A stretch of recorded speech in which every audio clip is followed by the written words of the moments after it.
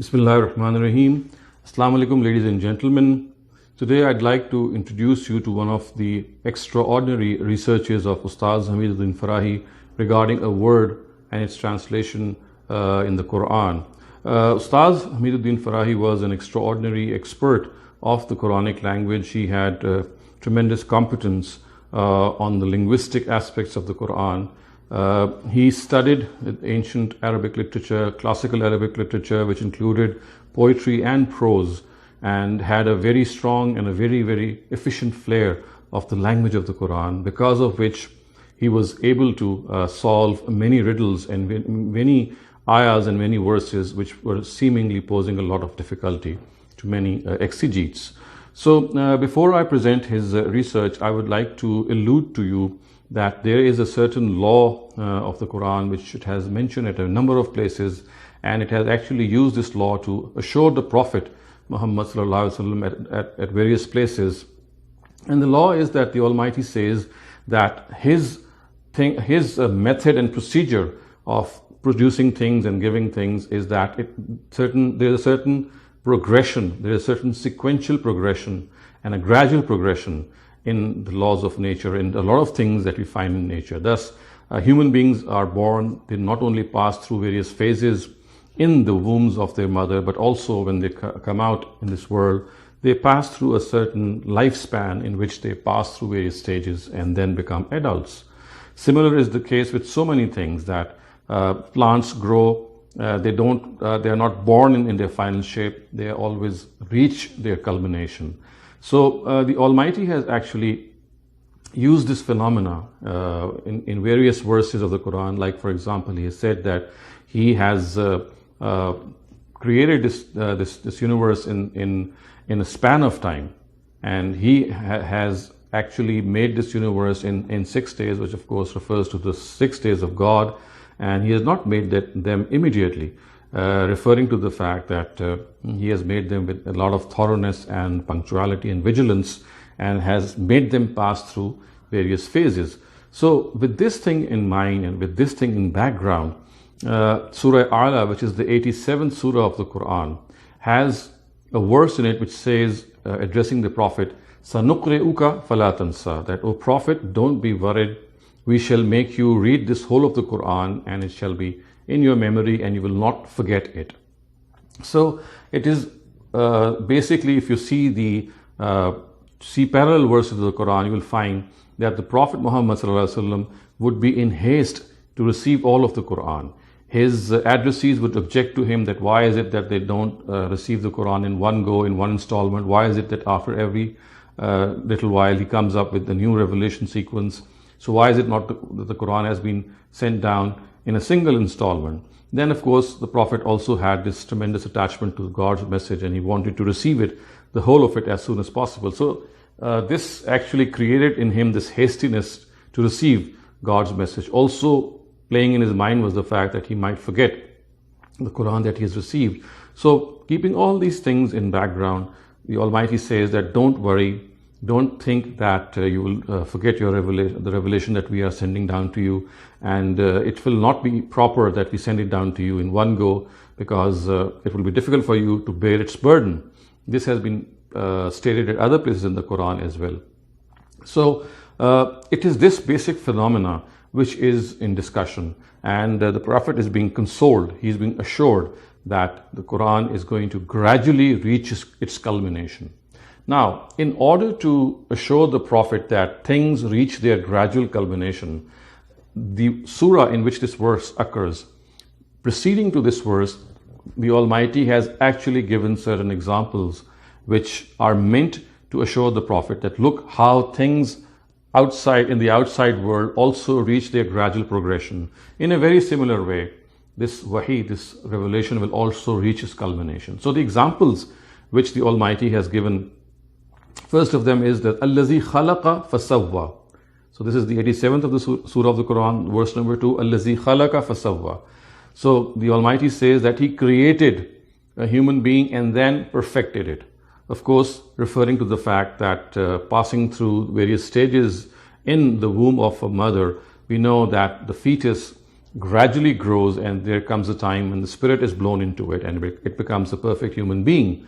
So it does not become a perfect human being as soon as the child is conceived. It goes there and gradually reaches this culmination. So this is one example the Almighty has given to assure the Prophet that just as, look at the stages of life, they move in a gradual way to reach culmination. So the Wahi will also reach gradual culmination.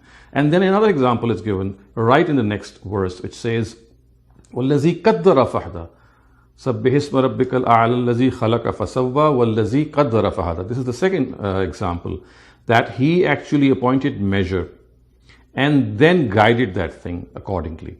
So qaddara means that he set destinies, that he set a measure and then guided accordingly, which of course means that in various stages of a person's life, whatever was needed was gradually supplied to him from the outside world. Initially, when a child is born, he needs the comfort and love of his mother or her mother, and when he or she closes into her mother for fodder, it is a very natural phenomena which occurs from him, that he sucks his or her mother's chest or breast so that he can or she can get fed from it, and it's like a natural thing. So it's like creating something of a thirst in a person and then guiding that person to that to quench that thirst. Similarly, when the person grows and becomes an adult, slowly and surely the awareness of good and evil they start to appear in him.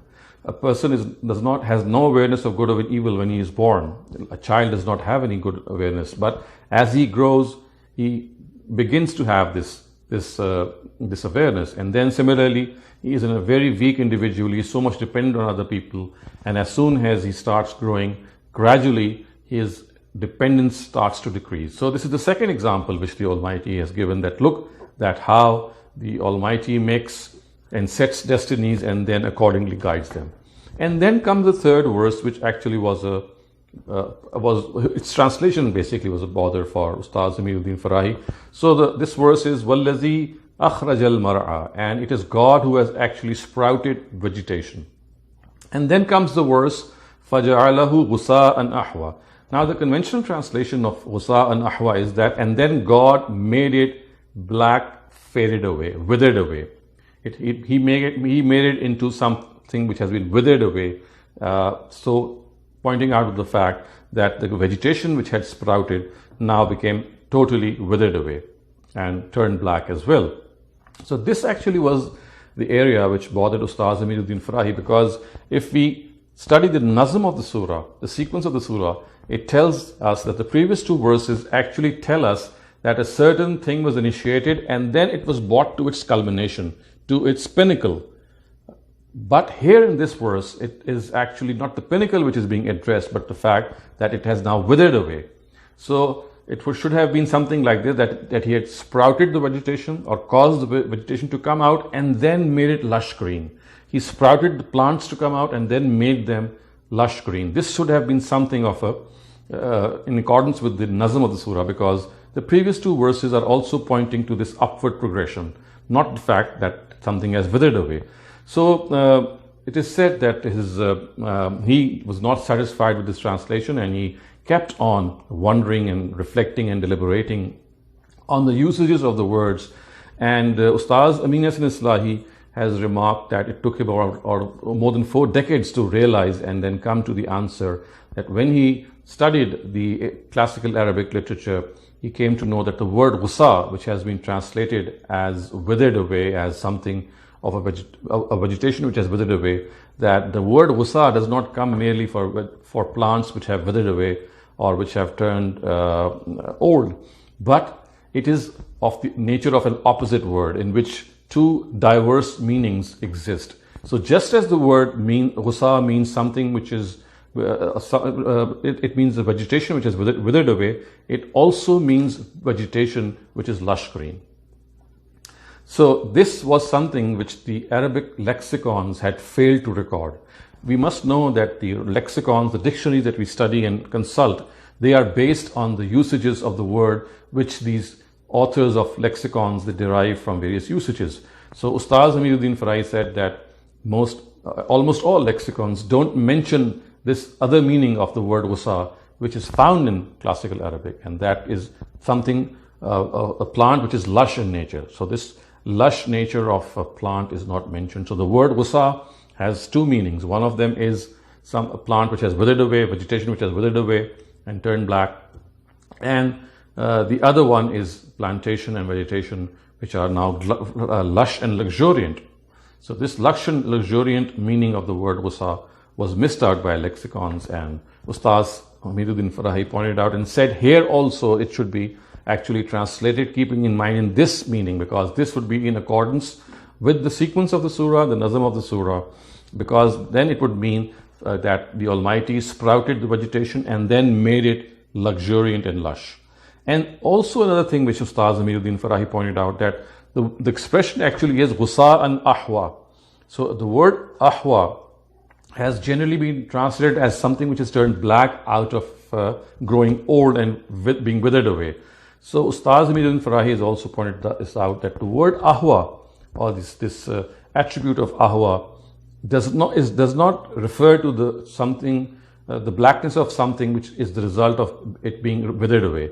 Actually, it refers to the fact that something has become very luxuriant, because when things become very luxuriant, that greenery actually gives the impression of blackness. So it's like blackish green, something being blackish green or greenish black. So Ustaaz Hameed uddin Farahi says that ahwa is another pointer to the fact that the word ahwa has never ever been used in classical Arabic to refer to a black color which actually signifies the fading away of something.